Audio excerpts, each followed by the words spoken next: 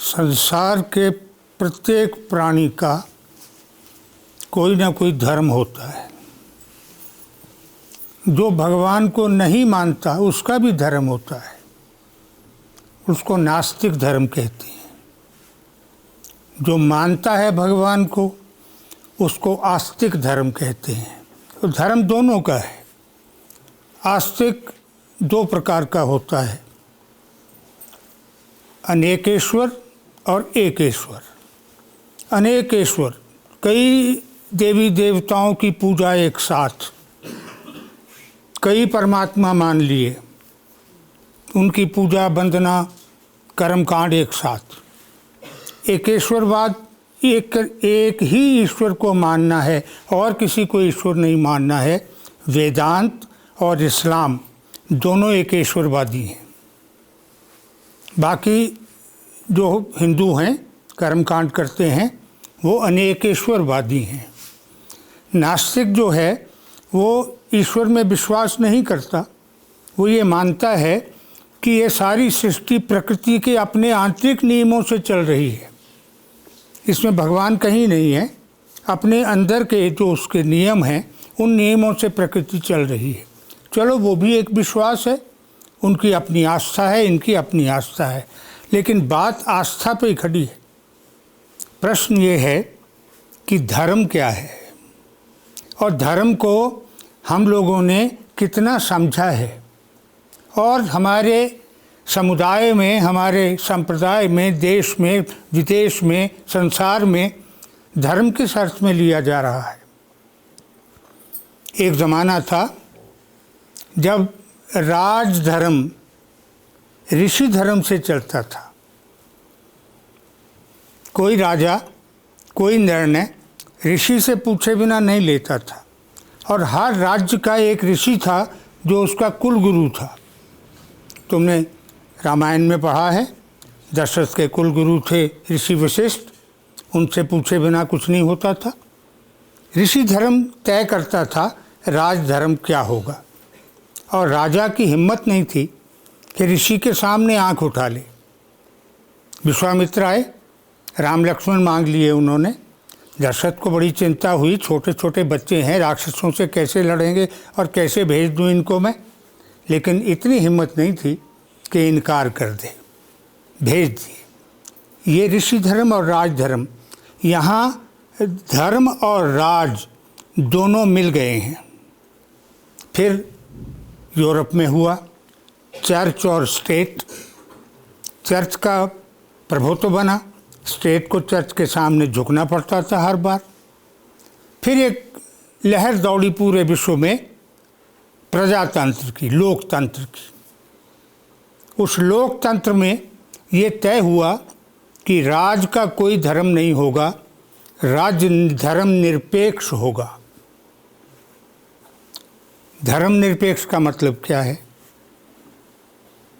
राज्य का कोई धर्म नहीं है, लेकिन राज्य के अंदर रहने वालों के कई धर्म हैं।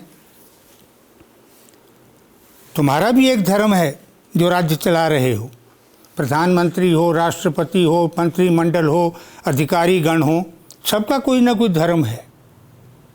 लेकिन राज्य की स्थिति में उनका कोई धर्म नहीं है।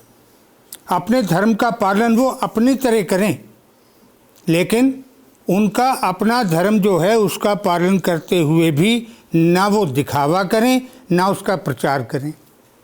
क्योंकि प्रचार का मतलब है तुम अपने समुदाय के लोगों को प्रभावित करने लगे हो राजनीतिक दृष्टि से। तो धर्मनिरपेक्ष तो ये था। तो बहुत से देशों ने, विश्व में अनेक देशों ने लोकतंत्र को अपना लिया और धर्मनिरपेक्षता को अपना लिया, लेकिन धर्मनिरपेक्ष हुआ कहीं भी नहीं दिखाई दे रहा। धर्मनिरपेक्ष का मतलब ये नहीं है कि राज्य सारे धर्मों को मानने लगे। उसका अर्थ ये है कि राज्य चलाने वाला अपना धर्म निभाता रहे, दूसरे धर्मों में दखल न दे, दूसरे धर्मों को स्वतंत्रता दे, वो जैसे चाहें अपने विधान के साथ काम करें। लेकिन ऐसा नहीं हुआ, होता नहीं है। फिर क्या होता है कि धर्म के अंदर ही, आस्थावान लोगों के अंदर ही एक वर्ग बनता है जो वर्ग ये समझता है कि धर्म हमको चलाना है, धर्म हमारे ज़िम्मे है, परमात्मा ने लगाया हुआ। Self assumption. तो वो नियम बनाते हैं, सिद्धांत बनाते हैं, अनुष्ठान की विधियां बनाते हैं, कर्मकांड की विधियां बनाते हैं और वो लागू करते हैं लोगों पर कि तुम यूँ करो। और फिर उन विधियों को करने के लिए वो भाषा अपनी बनाते हैं, फिर स्वयं भी उस भाषा का प्रयोग करेंगे। तुम मूक दर्शक बैठे रहो बन के और जैसा वो कहते हैं वैसे करते रहो। इसकी बड़ी सिंपल सी उदाहरण तुम्हें देता हूँ। शादी होती है, तुम सबकी हुई है, पंडित आता है, कोई संस्कृत बोलता है जो तुम्हें नहीं आती, उसने जो बोला और तुमसे वो कहता है ओम विष्णु बोल, तुम ओम विष्णु बोलते हो। ओम विष्णु का मतलब है मैंने स्वीकार किया जो तुमने बोला। अरे पता ही नहीं तुम्हें उसने क्या बोला, मगर तुमने स्वीकार कर लिया। तो ये एक वर्ग बन गया। हिंदुओं में पंडित, पुजारी, महंत ये सब बन गए, मुसलमानों में मुल्ला, मौलवी, काजी, मुफ्ती ये बन गए, ईसाइयों में पादरी, पास्टर, बिशप, पोप, ये वर्ग बन गया। और फिर ये वर्ग कई जगह तो पिता पुरखी पेशा हो गया। पंडे का बेटा पंडा, ब्राह्मण का बेटा पंडित, है ना, ये बन गया, एक वर्ग बन गया। लेकिन एक ऐसा वर्ग भी उठता है कई बार आस्थावान लोगों में, जिसको लगता है कि हमारे समाज में कुरीतियाँ बहुत हो गई हैं, हमारे समाज में बहुत बुराइयाँ आ गई हैं, इनको दूर करना चाहिए। तो वो एक सामाजिक अभियान चलाता है उनको दूर करने के लिए, जन जागृति लाने के लिए। जैसे सती प्रथा के विरोध में, बाल विवाह के विरोध में हमारे देश में हुआ। राजा राम मोहन राय और दूसरे लोगों ने जिस प्रकार से आंदोलन चलाया, लेकिन जब इन लोगों को कहते हैं धार्मिक आंदोलनकारी या समाज सुधारक, जब धार्मिक आंदोलनकारियों को लगा कि हम सफल नहीं हो रहे हैं और लोग हट ही नहीं रहे हैं और ये कुरीति नहीं होनी चाहिए, तब वो राज्य के पास गए, अंग्रेज़ों के पास गए, उनको समझाया कि हमने बहुत कोशिश कर ली, ये लोग मानते नहीं हैं, आप कानून बना दीजिए। अब वो धर्मनिरपेक्ष था ब्रिटिश राज, उसने कानून बना दिया। किसके कहने पर? धार्मिक आंदोलनकारियों के कहने पर, अपनी मर्जी से नहीं बनाया। इन्होंने कहा, उसने कहा ठीक है, अगर तुम कामयाब नहीं हो रहे हो हम बना देते हैं, है तो गलत काम जो हो रहा है, क्यों पति के साथ पत्नी को चिता में डाल दिया जाए और क्यों 8 साल की बच्ची की शादी कर दी जाए, तो हम बना देते हैं। तो उन्होंने कानून बना दिया। लेकिन क्योंकि जनमानस चाहता था बने, ठीक है, राम मोहन राय के कहने पर या उनके साथियों के कहने पर लोगों में जागृति नहीं आई थी, लेकिन अंदर से सब चाहते थे कि ये हटे। इसलिए जब अंग्रेज़ ने कानून बनाया तो उसका विरोध कहीं नहीं हुआ, नहीं तो विरोध होता अगर लोग मानते कि गलत बन गया कानून। अब फिर राज्य का, निरपेक्ष राज्य का धर्म यही है, जब तक किसी समुदाय के लोग अपने तौर पर हार ना जाएं सुधार करने में और राज्य के पास आके प्रार्थना न करें, तब तक राज्य को दखल नहीं देना चाहिए।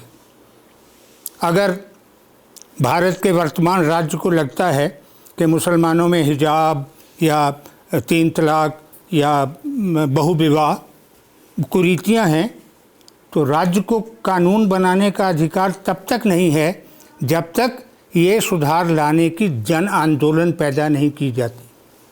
पहले मुसलमानों को जगाओ ना, राज्य के स्तर पर जगाओ, जागृति लाओ, चेतना लाओ।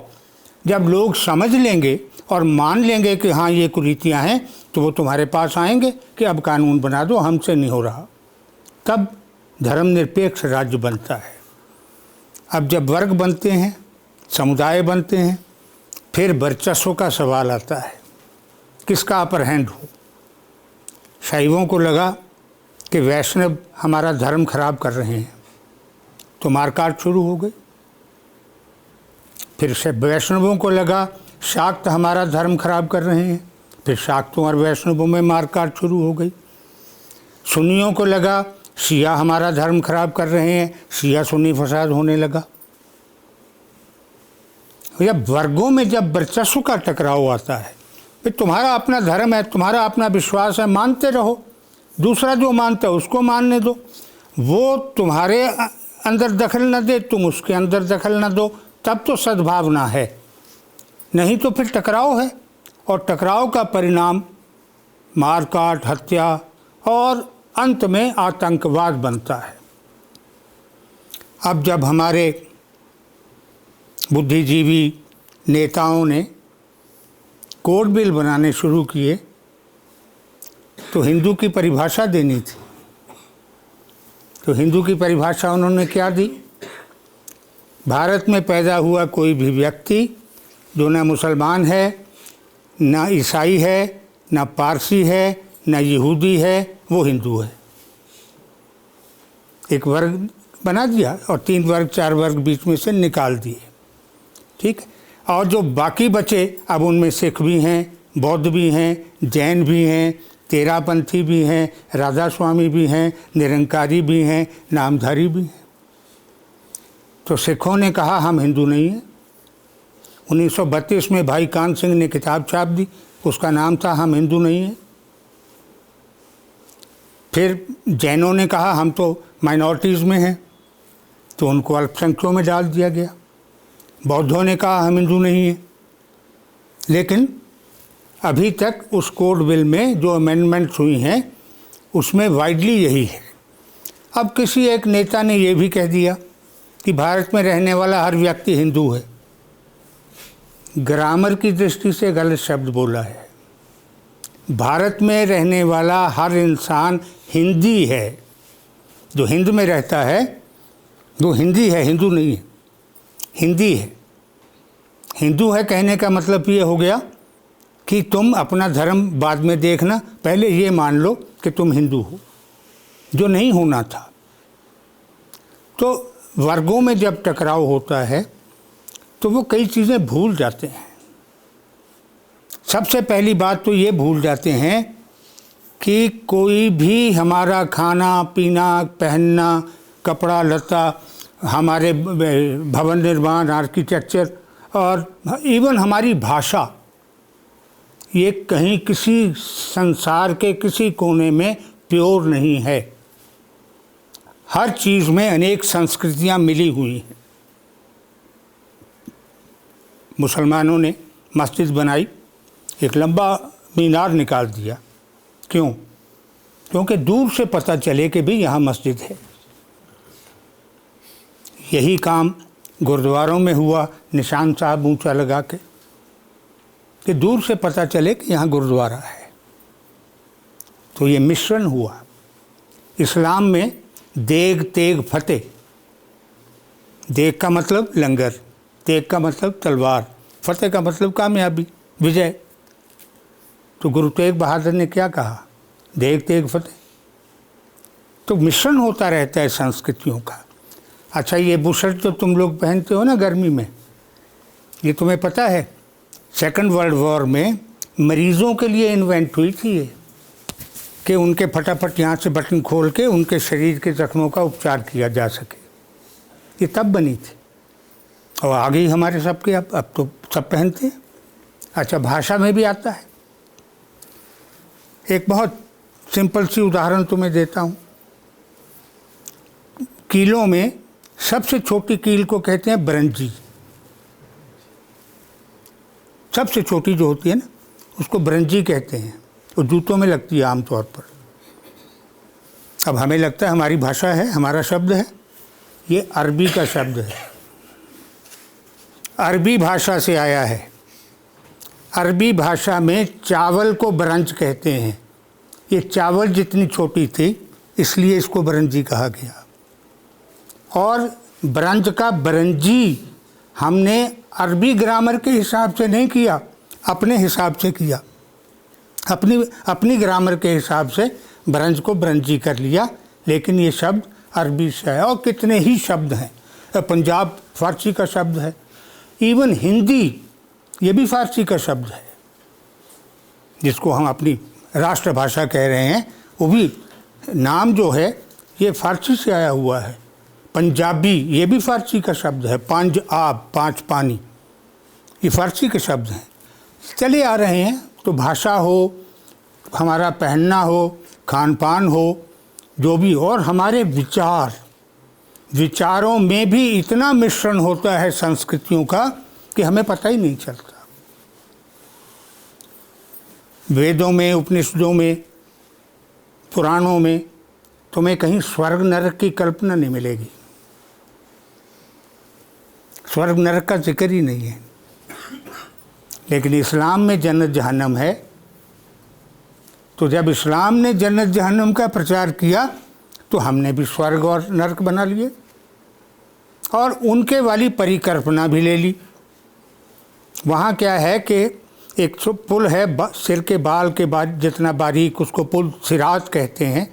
उस पुल पर से आत्मा को निकलना है और अगर वो गिर गई तो नीचे दोज़ख की आग जल रही है। हमने भी कल्पना कर ली। तुमने देखा होगा कई कैलेंडर बन गए, वो यमदूत आग जला रहे हैं और उस पर आदमी को उल्टा करके लटकाया हुआ है। तो ये मिश्रण होता है। अब ये सारा जो कुछ हमारे सामने है, इसमें धर्म कहीं नहीं है, क्योंकि धर्म मनुष्य के व्यवहार को कहते हैं, उसके विश्वास को नहीं कहते। मेरी दृष्टि में हिंदू, इस्लाम, क्रिश्चियनिटी, हिब्रुइज़म ये धर्म नहीं है, ये विश्वास है, ये मत हैं। धर्म तो तब बनता है जब हम उस मत को या उस विश्वास को अपना आचरण बना लेते हैं। हिंदू धर्म कब बनता है? जब अनेकेश्वरवादी लोग अनेक प्रकार के देवी देवताओं की पूजा करनी शुरू करते हैं, एक विशेष विधि विधान के साथ, तो एक परंपरा बना देते हैं, उसको धर्म कहते हैं। अब किसी ने कल्पना कर ली कि जो 9 ग्रह हैं, 9 प्लैनेट्स, इनकी मूवमेंट से हमारा जीवन प्रभावित होता है, तो फिर नवग्रह पूजन शुरू हो गया, 9 ग्रहों की पूजा। फिर देवी देवताओं का तो हमारे यहाँ कोई गिनती ही नहीं है। और ऊपर पहाड़ों पे चले जाओ तुम, तो कई तरह के पत्थर, कई तरह के पेड़ उनके देवता हैं। तो वो तो मनुष्य जो है, अब ये सब कर क्यों रहा है? वो कर इसलिए रहा है कि हर चीज़ का स्वभाव है वो अपने मूल की तरफ भागती है। पानी तुम कहीं गिरा लो, नीचे को जाएगा, ऊपर को कभी नहीं जाएगा। क्यों? क्योंकि उसका स्रोत उसका नीचे है, पाताल। आग तुम कहीं जला लो, ऊपर को जाएगी, नीचे को कभी नहीं आएगी, क्योंकि उसका स्रोत सूर्य है। तेज का स्रोत सूर्य है। इसी प्रकार आत्मा किसी की हो, आस्तिक की हो, नास्तिक की हो, अनेकेश्वरवादी की हो, एकेश्वरवादी की हो, आत्मा ब्रह्म से आई है, तो वो ब्रह्म की तरफ लौटेगी ही लौटेगी। लौटना चाहेगी, लौट पाएगी नहीं पाएगी ये अलग कहानी है, लेकिन लौटने की इच्छा हर आत्मा में होए। और ये इच्छा क्या होती है? फिर कई बार ऐसे लोगों के पास ले जाती है जिनके प्रति उनकी आस्था पूरी है, और वो समझते हैं कि इस व्यक्ति की अनुकंपा से, इस व्यक्ति की कृपा से मेरी आत्मा अपने ब्रह्म तक जा पहुंचेगी। लेकिन उनको निराशा कब होती है? जब जिसको पूरी आस्था और श्रद्धा के साथ गुरु मानकर गए होते हैं वो अपने आश्रम बनाकर करोड़ों रुपए की संपत्ति बना लेता है, बलात्कार के दोष में जेल चला जाता है, जघन्य अपराध के दोष में उम्र कैद भोगने लगता है, तब उनको निराशा होती है। लेकिन वो जाते जो हैं, वो जिज्ञासा जो है वो बड़ी महत्वपूर्ण है। उस जिज्ञासा का दुरुपयोग हमारी राजनीति भी करती है, हमारे सो कॉल्ड धर्मगुरु भी करते हैं। एक संप्रदाय अपना बनाने लग जाते हैं, उनके अपने मंदिर बनने लग जाते हैं। अब देखो साईं बाबा के मंदिर बन रहे हैं, मंदिर बनने लगते हैं उनके अपने। तो धर्म जो है उसको समझने की ज़रूरत है। लोग धर्म को समझ नहीं रहे हैं। धर्म के नाम पर उत्तेजित होना सीख लिया उन्होंने। धर्म खतरे में, कोई धर्म कभी खतरे में पड़ ही नहीं सकता। धर्म खतरे का मतलब है आचरण धर्म तुम्हारा खतरे में है। आचरण तुम्हारा खतरे कैसे हो गया? तुम्हारा आचरण क्या है? रात को सोना, सुबह जागना, नाश्ता करना, अपने काम पर जाना, अपने बच्चे पालना, ये तुम्हारा आचरण है, तुम्हारा धर्म है। इस धर्म को कैसे खतरा हो सकता है? लेकिन हमने एक बड़े पैमाने पर एक ऐसा जाल बिछा लिया है जिस जाल में हम धर्म को मोहरा बनाकर धर्म के बारे में इतनी भ्रांतियां फैला चुके हैं कि अब उनको मुश्किल हो रहा है हमें दूर करना, उसकी सफाई करना। जब हम कोई नई भाषा सीखना चाहते हैं तो हम क्या करते हैं? उस भाषा के शब्दों का अपनी भाषा में अर्थ करते हैं, तभी आती है ना, है ना। तुमने अंग्रेज़ी सीखनी चाहिए, तुमने डाउन पढ़ा, उसका अर्थ समझना है क्या होता है, तो नीचे ही पढ़ोगे ना, नीचे, अप ऊपर, फुट पैर, हैंड हाथ, यूँ ही करोगे ना। तो अगर तुम बाकी धर्मों की भाषा को भी अपनी भाषा के अनुसार देखने लग जाओ तो फिर इससे बड़ी बात क्या हो सकती है? फिर तो तुम्हारी समझ में सारे धर्म आ जाएंगे। अगर इस देश का हिंदू ये समझ ले कि इस्लाम का ला इलाहा इल्लल्लाह हमारा एको ब्रह्म द्वितीय नास्ति है, तो फिर झगड़ा कहाँ है? लेकिन उसको वहाँ तक पहुँचना नहीं है, वहाँ उस अर्थ तक जाना नहीं है। उस अर्थ तक पहुँचो। मुसलमान अगर ये समझ ले कि हमारा ला इलाहा इल्लल्लाह हिंदुओं का एको ब्रह्म द्वितीय नास्ति है, तो झगड़ा ही कहाँ है? फिर तो दोनों बराबर एक ही जगह खड़े हैं और एक ही तरह से व्यवहार कर रहे हैं, एक ही धर्म का पालन कर रहे हैं। तो धर्म को उसके राइट पर्सपेक्टिव में समझो, धर्म में उलझो नहीं।